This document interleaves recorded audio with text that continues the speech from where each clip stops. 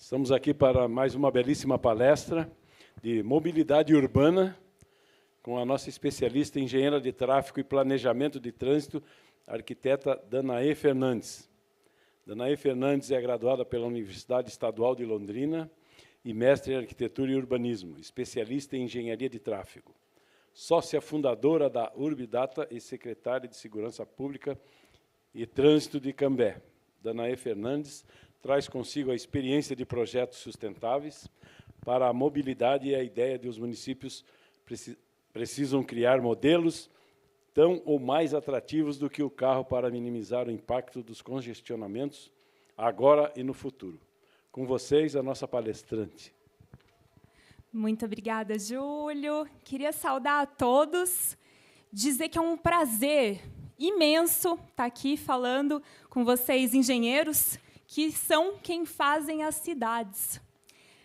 Eu sou a Danaê Fernandes e queria compartilhar com vocês um pouco da minha visão, mas antes de falar o que eu gostaria de plantar aqui nessa nossa tarde, eu queria contar um pouco de uma experiência atual que eu estou vivendo nesse momento, que é uma experiência bastante diferente.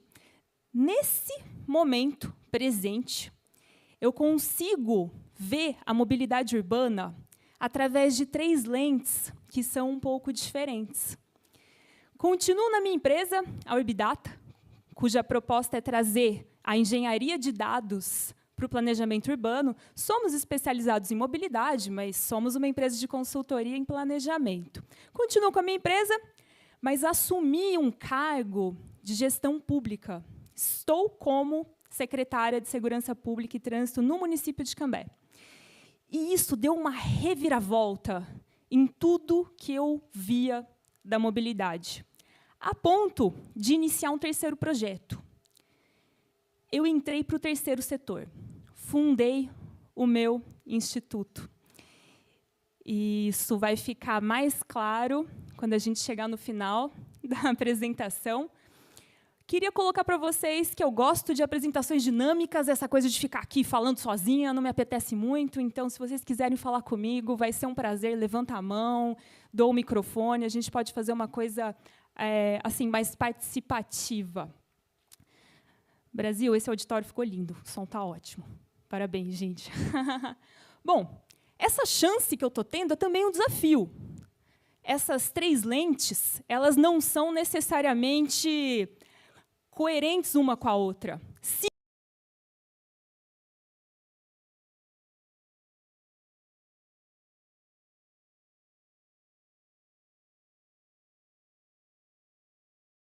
E aquela resposta técnica, essa é a melhor solução para o seu problema de mobilidade. Faça. Né? E agora, que eu sou secretária? O faça ficou comigo. E mais, existe uma complexidade de contratantes. Quem me paga? São todos os munícipes. Então, eu preciso pegar ali pontos de resolução de problema do prefeito, da Câmara de Vereadores, dos munícipes, da sociedade civil organizada, juntar com as minhas limitações e falar o que eu consigo mediar de todos esses interesses, geralmente muito divergentes, para propor soluções que melhorem a nossa mobilidade. Já mudou. E se vocês olharem para o 3º setor, é complexa. No 3º setor, como é que eu demito um voluntário? Mais da metade dos meus voluntários não tem nem metade da qualificação para estar no lugar que estão. Mas e aí? Né? Tudo muda. Mas essas 3 lentes, e eu fico muito feliz de estar tendo essa chance, são da perspectiva da mobilidade. Então, é isso que eu queria compartilhar um pouco com vocês. O que eu queria, o máximo, hoje, é que vocês aproveitassem bem essas poltronas confortáveis nesse auditório reformado, mas que, no final, desse aquela vontadezinha de pular dessa poltrona para construir uma cidade um pouco diferente. Esse é o objetivo de hoje. Vou falar um pouco sobre esse tema da mobilidade, que é um tema desconfortável. Vou colocar algumas questões E já adianto que eu escolhi um conteúdo que ele é mais leve. Se vocês tiverem interesse em dados, quem me conhece aqui sabe que eu estou sempre falando de dados, comparando dados, não trouxe. Dessa vez eu não trouxe, mas podemos marcar um segundo round, um workshop, alguma coisa para quem quiser saber essas quantificações num outro momento. Entendo que nem todo mundo apetece por mobilidade, né? O segundo ponto que a gente vai falar hoje é de umas grandes oportunidades que estão chegando e que talvez a maior parte de vocês não saiba. E como que a gente pode recalcular essa rota? É isso que a gente vai ver aqui um pouquinho. E, sim, a mobilidade é um assunto que tira a gente do sofá. Não é um dos assuntos mais fáceis, porque ela mexe com coisas que são muito diferentes. Essas questões que a gente está tendo nas nossas cidades estão ficando cada vez mais complexas. Nós, como humanos, olha como a gente é muito complexo, não é? Nas nossas complexidades. Junta um monte de humano complexo, aumenta em metragem quadrada, potencializa todas essas complexidades. E outra, a gente está avançando como sociedade, né? A gente está querendo ir para frente. Então, agora, eu lembro do Denilson, não tem ninguém da CTD aqui, né? O Denilson falando que, antigamente, no poder público, você oferecia asfalto e já estava bom. No máximo, saneamento básico. Agora, o gestor público tem que tratar até dos pets. Acabou de lançar, né? O hospital dos pets. A gente tem que dar inserção tecnológica. É muito mais exigente esse papel, porque as cidades estão exigindo cada vez mais. A mobilidade, a parte mais complicada dela é porque não é só engenharia que está envolvida.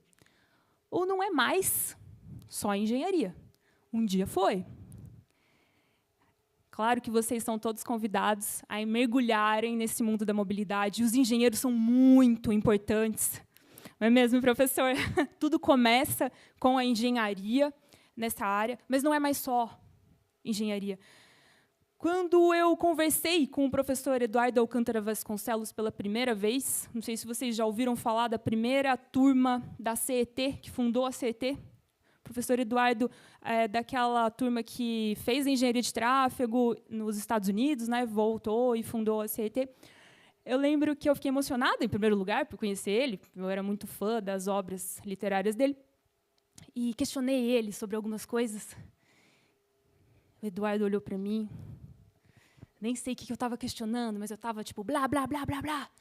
O Eduardo olhou e falou o seguinte: a minha geração tinha como missão acomodar os carros. A sua geração, a missão é desacomodar. Ele nem precisou responder minha pergunta. Já fiquei calada. E é isso que eu queria trazer um pouco para vocês sobre essa reflexão, esse entendimento de complexidade da mobilidade envolve agora muita tecnologia, mas envolve muito planejamento urbano, e a gente não pode esquecer que tudo isso são para pessoas.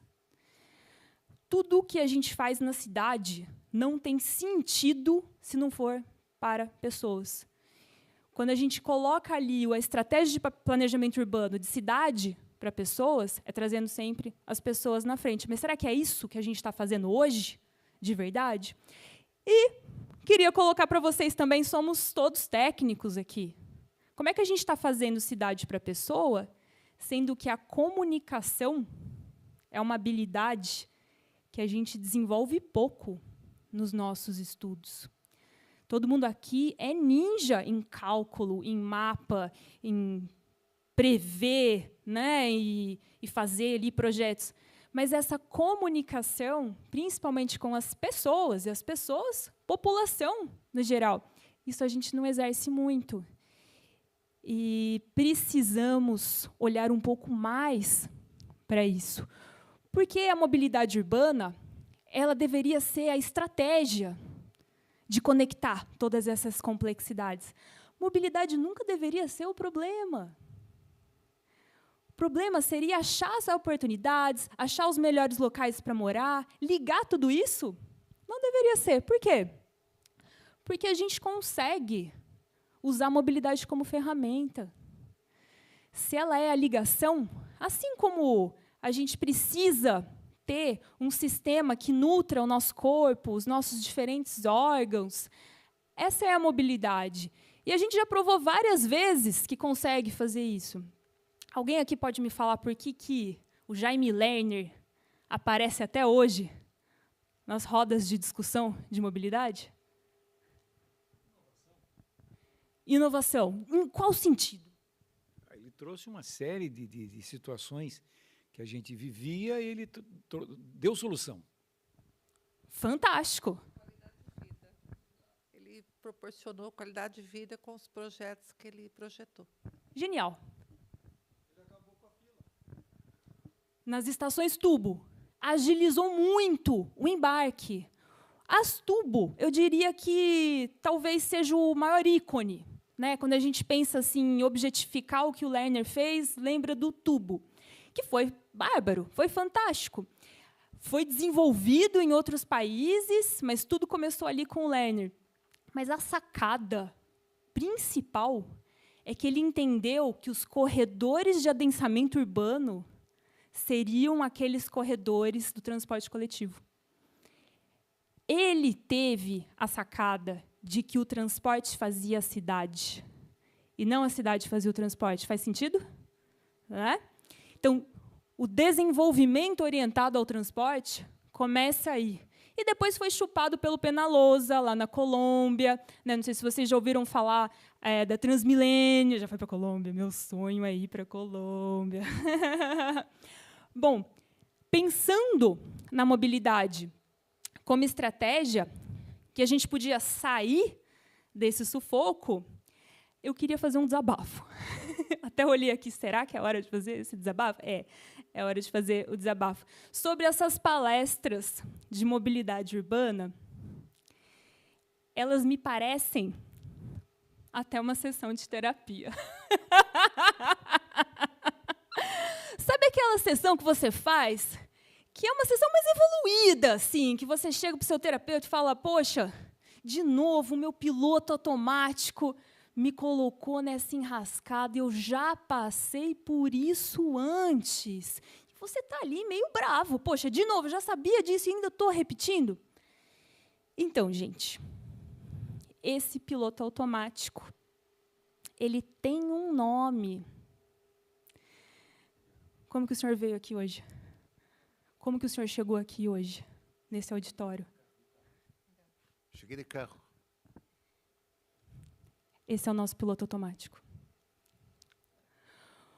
Quando a gente sai de casa, todos os dias, fazemos uma avaliação de custo-benefício. Qual modo de transporte eu quero sair? Mesmo que isso seja inconsciente. Né? A gente vai sair daquele modo que nos dê mais conforto, que faça a gente chegar mais rápido, que nos transporte com segurança. E no automático, esse modo ainda é o carro. Esse é o piloto automático não só da nossa escolha diária, é da nossa escolha de planejamento. E é esse o nosso problema. Enquanto esse piloto automático fica colocando o carro como a melhor saída, as nossas cidades nunca vão mudar. E essa pergunta, que eu coloquei num cantinho, é uma pergunta bastante interessante, que já levei ela até para Brasília. Nenhum secretário de mobilidade urbana desse Brasil, eu posso garantir para vocês, porque eu faço parte de um grupo de secretários, nenhum secretário sabe responder essa pergunta. Quanto custa o carro? Quanto custa de verdade? A gente sabe ali quanto custa o combustível, quanto custa, né, os tributos, o carro em si, o custo direto. Quanto custa para a cidade um carro? Nenhum prefeito nunca conseguiu me responder. Eu até queria pedir ajuda para a Mútua. Vocês são muito bons. Eu acho que a gente tinha que chegar ali para Marco Polo. Eles estão crescendo, poxa. Marco Polo, vamos investir numa pesquisa séria Hein, professor? Para a gente tirar, de verdade, das folhas, de tudo que Londrina tem, ou de alguma outra cidade que queira fazer um estudo profundo, vamos ver quanto custa? Quanto realmente custa? Em termos de manutenção de via, de espraiamento urbano, que o carro custa. Se a gente não tivesse que alargar pistas, pensa ali em tudo que está subterrâneo, nos dutos, né? Como isso poderia ser menor, como isso poderia ser mais otimizado. E um dos maiores custos do carro, sem falar na sinistralidade, que é terrível, que mata mais de 1 milhão de pessoas por ano, que existe um custo inestimável que eu não quero nem falar em cifra aqui. Existe um custo urbano da eficiência. Nossas cidades estão envelhecendo. Nossa população está tendo cada vez menos crianças. Isso até no Brasil, né? Nossa pirâmide está mudando. Como é que a gente vai sustentar cidades que estão ficando cada vez mais caras? São coisas que a gente tem que dialogar agora, antes de um colapso. Isso porque a gente já vai ter que pensar em reversão de alguns sistemas. Podemos assistir o que estão fazendo em outros locais, em outros países, porque essa é uma conversa séria. Eu lembro quando eu assisti aquele filme da bomba atômica, lá do Oppenheimer, um filme bom aquele, e eu não conseguia parar de pensar no Henry Ford. E eu pensava, quase que um paralelo, né? Se a gente chegasse para o Ford e falasse, Ford, tua máquina vai matar mais de 1 milhão por ano.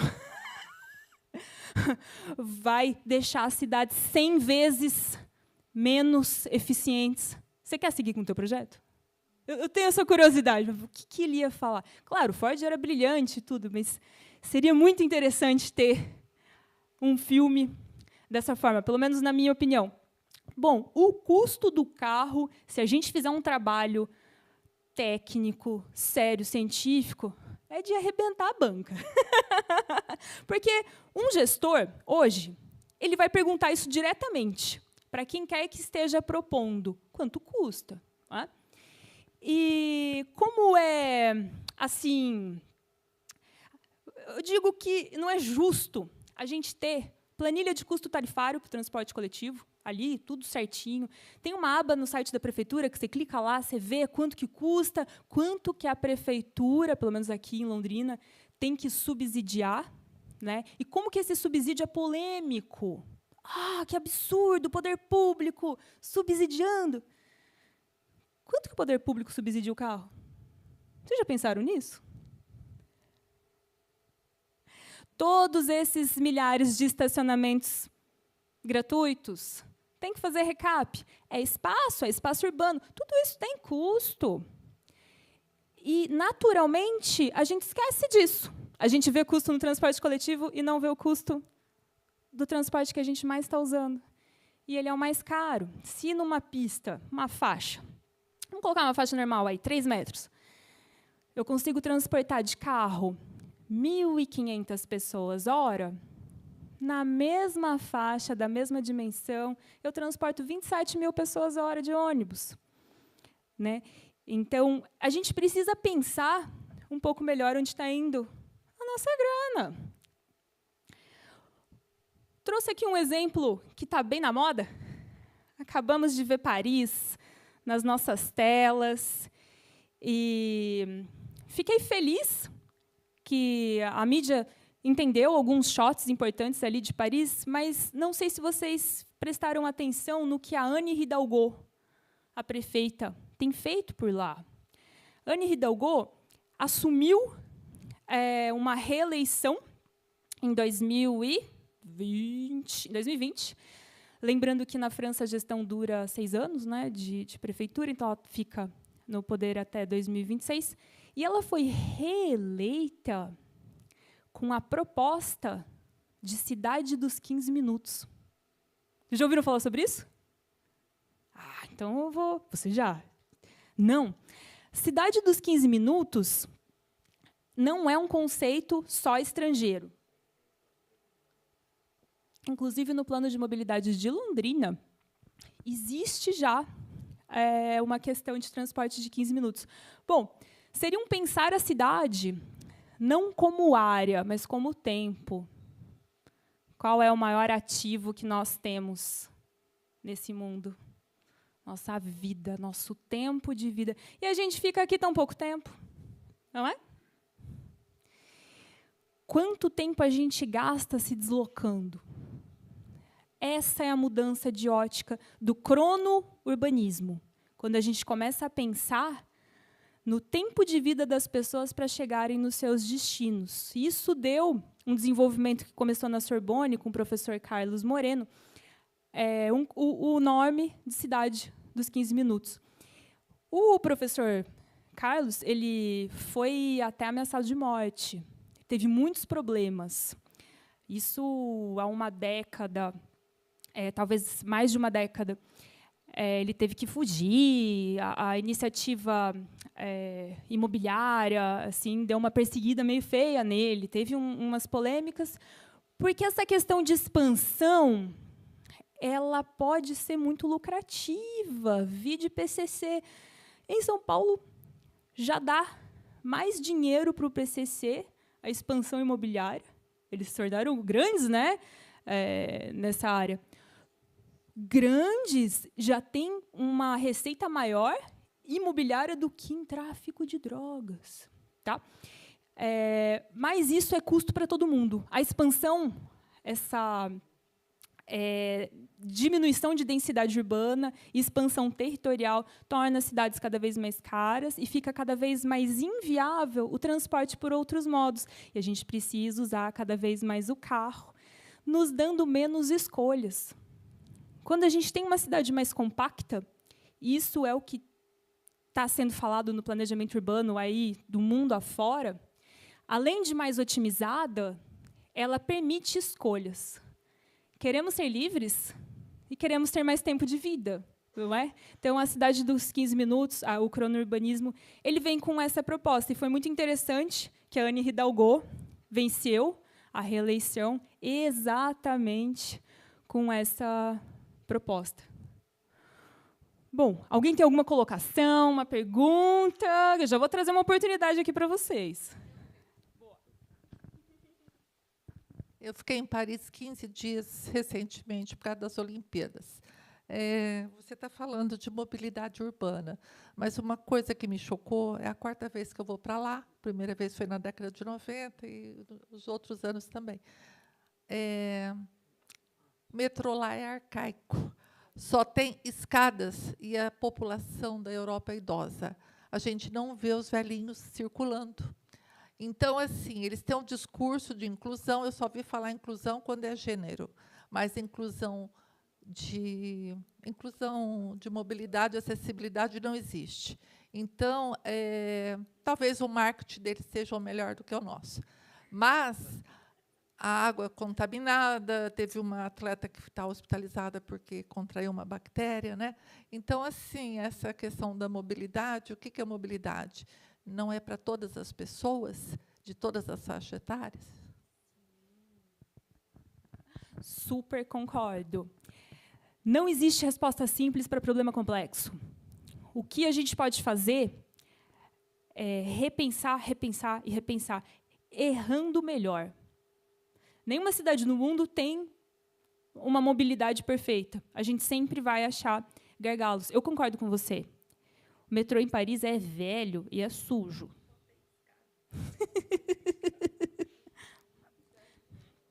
Sim, tem muita coisa que precisa ser melhorada em todas as cidades. Acho que precisamos dos bons exemplos. Vamos. Dani, eu tenho uma outra pergunta. O adensamento, enfim, essa concentração tem algumas vantagens de diminuir distância de transporte, mas ela não resolve o problema básico, que é origem e destino de residência, trabalho e residência escola. Residência escola é um pouco mais fácil, mas residência trabalho não resolve. Como fazer isso? Perfeito, professor. Existem modelos de cidades polinucleadas. A questão das distâncias, o ideal seria que a moradia-trabalho moradia, trabalho e escola fossem sempre próximas. Próximas em até 15 minutos, pelo menos. Planejamento, professor. É como a gente consegue inserir... Oportunidade de emprego. A oportunidade de emprego, a pessoa não tem como escolher. Ela aparece uma oportunidade de emprego em determinado local, ela não pode, eu não quero ali, eu quero em outro lugar. E aí? Perfeito. Nesse modelo de cidades polinucleadas, teria uma ligação de núcleos de alta eficiência. A gente tem aqueles transportes troncais, com uma capilaridade que até um troncal que levasse para um outro núcleo. Isso poderia ser uma vertente. Não é toda cidade que tem essa característica de se polinuclear, mas tem várias que têm. E que não é feito essa troncalidade. Por exemplo, fiz o plano de mobilidade de Sarandi. E eu lembro da duplicação ali da Colombo. Você fez também? Ah! Quando começou aquela obra, eu falei, finalmente eles vão colocar uma faixa exclusiva de ônibus, né? Não. Colocaram mais não sei quantas faixas de carro. 3 faixas? 3 faixas. Pode colocar mais 10. Vai congestionar ainda, né? Você não consegue, não tem espaço, não tem eficiência de transporte, igual poderia ter numa canaleta, né? Não dá para fazer milagre. Mas a gente pode mudar o parâmetro. Por que a gente precisa ter um carro com 2 metros de largura e 4, 5 metros de comprimento? Ué, não, tem moto, mas existem carros pequenos, elétricos, como tem em Londres, por exemplo, para 1 ou 2 pessoas, uma na frente da outra. Ocupa muito menos espaço, cabe muito mais na mesma pista. Quebrou a banca de novo, professor, porque essa é uma discussão europeia. Eu nem trago para o Brasil. Assim, inclusive, rola situações até de parar de produzir o SUV, né, que são carros maiores, eles são mais largos, de fazer tipos mais simples. Você já ouviu falar no Deline? Deline, cidade inteligente da Arábia Saudita? Não? Deline. É uma cidade que eles estão fazendo na Arábia Saudita, 250 quilômetros, uma largura de 200 metros. Tudo, não tem carro, só tem o trem. Passa no meio, trem. É uma cidade projetada para 9 milhões de habitantes. É Deline. 200 metros. Ainda não tem 9 milhões de habitantes. Ela está em construção. Está sendo construída. Está sendo construída. Vai custar $1 trilhão a construção.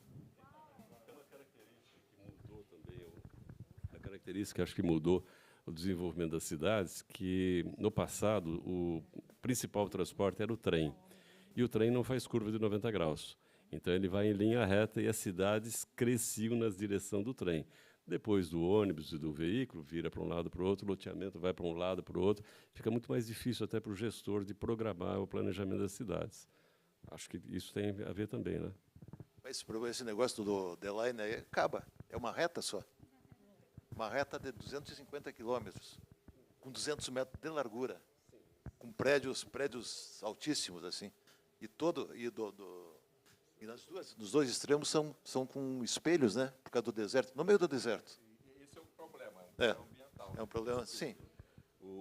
Já disseram que os pássaros, eles batem. E aí, como tem tem essas um controvérsias, paredão, né? de 170 quilômetros...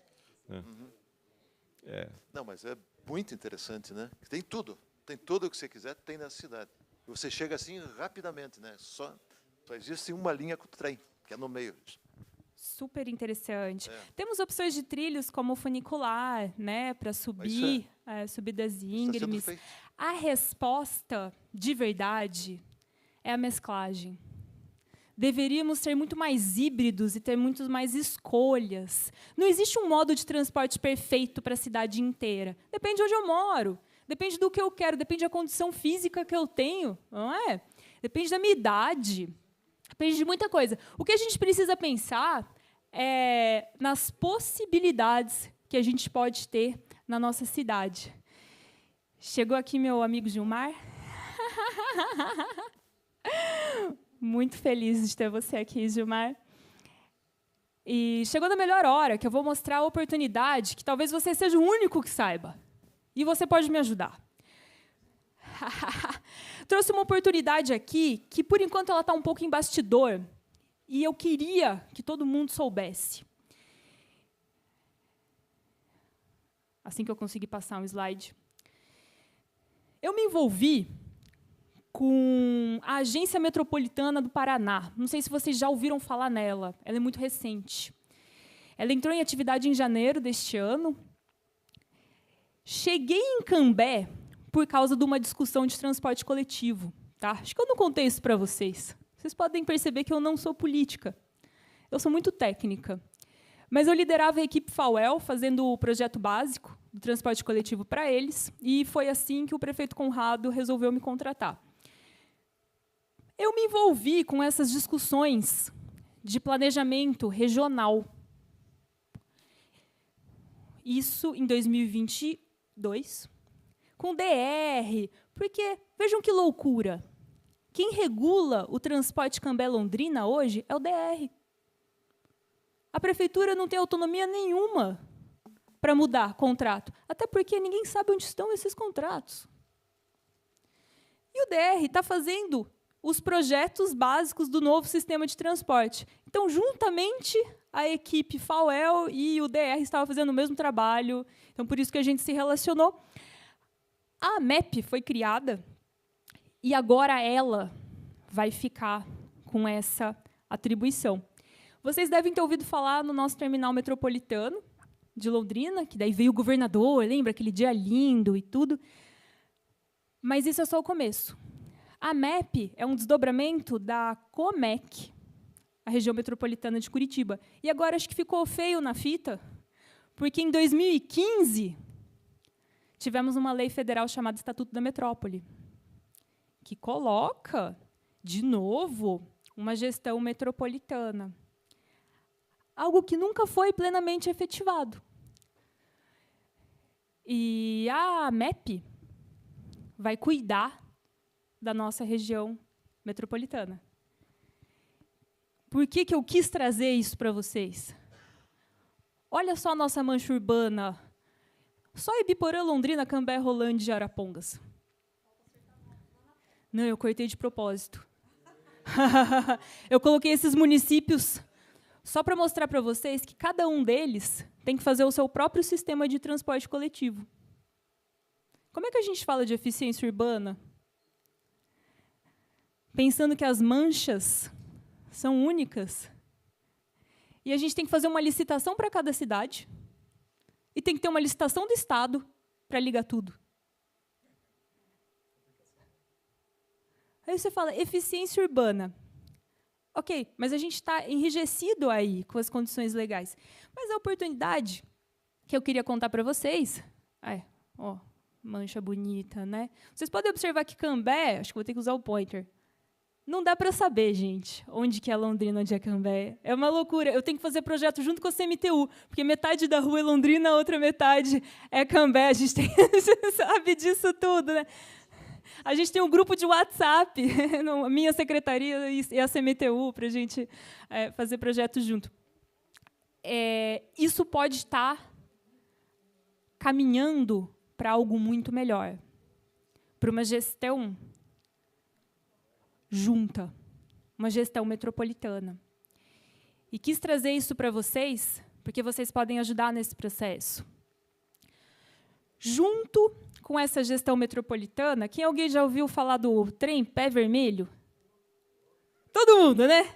Virou até uma lenda, né? Uma lenda urbana, na época do trem pé vermelho. A lenda metropolitana, Brasil, adorei. Gente, eu estive numa reunião na Rumo, foi contratada a FIP, de São Paulo, e eles vão entregar um relatório, agora em outubro, da viabilidade técnico-econômica. Tá? E eu acho muito estranho que isso está correndo assim, sem o público saber. Né, professor? Né? Como é que os engenheiros não estão envolvidos nisso? Essa reunião na Rumo era uma reunião meio de porta fechada. Existem, sim, questões da gente estar num período eleitoral, um ano eleitoral, então eu entendo que existem aí algumas restrições. Mas me surpreende muito esse fato não está sendo debatido amplamente. E ele está acontecendo. A gente já está com uma proposta de lei, tá, para a criação do nosso ente interfederativo. E seria a AMEP a mãe do Trem Pé Vermelho. Esse projeto já é a nível executivo, tá? Não aparece todo ele aqui, não, tá? O Trem Pé Vermelho, ele vai ligar Paissandu até Ibiporã. Então, é isso. Essa é a grande novidade que eu quis trazer para vocês, para deixar vocês pensando e para a gente juntar forças como técnicos e não deixar isso morrer. O nosso ente interfederativo está aí batendo na porta. Era para ter sido criado já, mas as regiões metropolitanas estão sendo revistas. O recorte metropolitano, e é por isso que eu tirei Sertanópolis.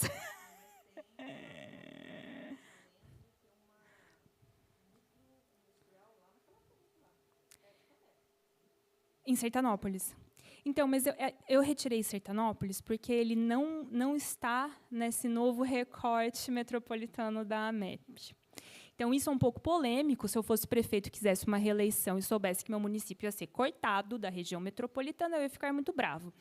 Então, eu entendo que eles estejam segurando um pouco, mas eu queria colocar vocês que isso é uma questão, né, Gilmar? Não é estranho, assim, ter que contar isso? Parece até, será que estou revelando um segredo?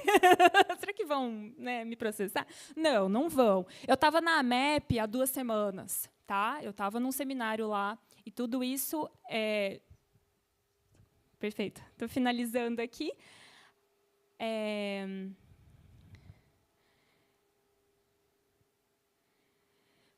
Tudo isso começou já na nossa criação da região metropolitana, que, inclusive, foi a lei do Lerner também, né, em 98. Né?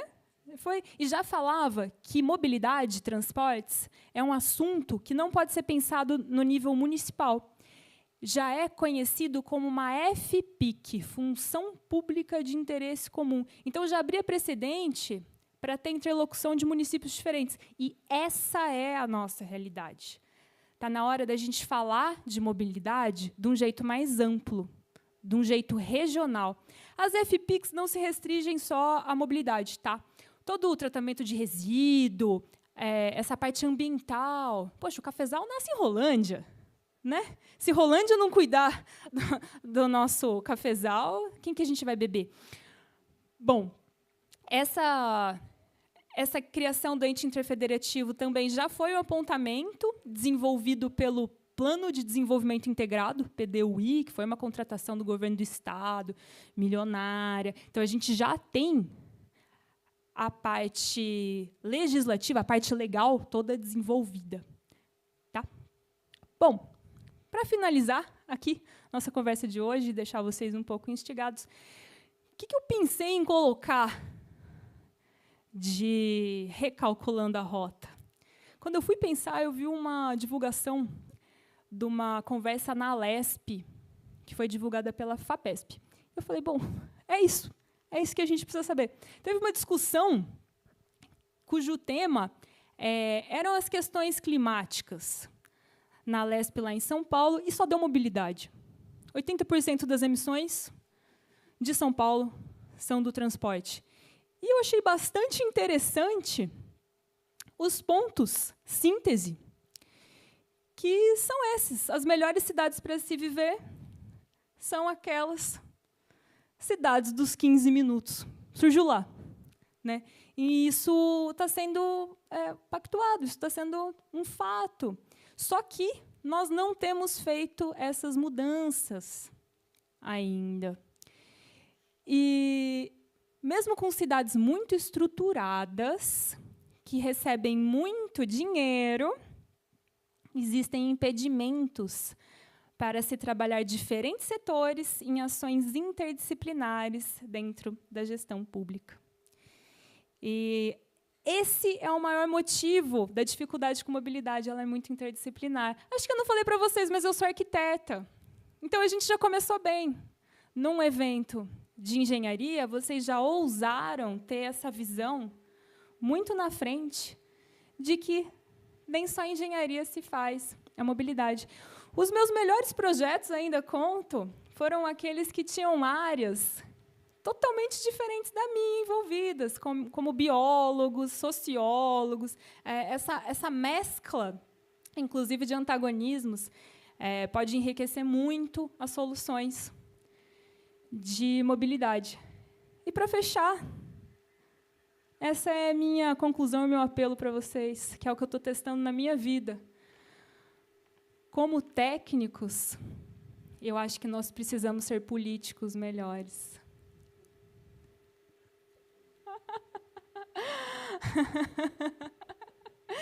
Vocês concordam com isso? Por mais que a gente não tenha, nas nossas graduações, essa parte da comunicação, do falar, é o que eu sinto que nós precisamos fazer. Agradeço novamente. Muito, muito obrigada. Satisfação estar aqui com vocês. Deixa eu esclarecer uma situação que se passou agora. Ela falou do cafezal e eu fiquei pensando, falei, nossa, então o cafezal é o... Né? Não, eu pensei que fosse uma plantação, tomar café, alguma coisa. E aí agora vem o esclarecimento, a Clarice foi sutil assim, falou, é um ribeirão, é um rio, olha, é um arroio. Olha, como é bom nós tomarmos conhecimento disso e acrescentar mais algumas coisinhas simples. Danae tomou por referência o Lerner, e o Lerner fez alguns protótipos antes de lançar a estação tubo. E eu tive a felicidade de, numa das metalúrgicas que ele fez a solicitação do protótipo, eu estar junto. E ele fez a solicitação, disse como é que era, né?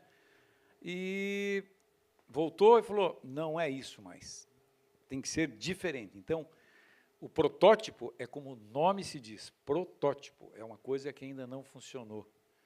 E para ele chegar nisso que você é tão fã dele, que nós somos fãs dele, e dizer, ele levou muito tempo.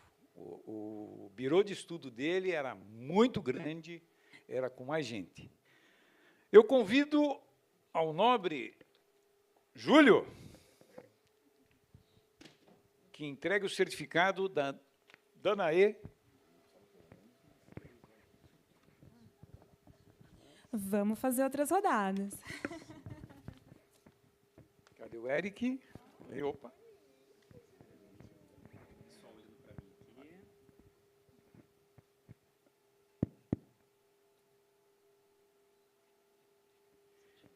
E, Danae, o Ciros, nosso engenheiro, presidente da Bank Paraná, quer te dar um presente.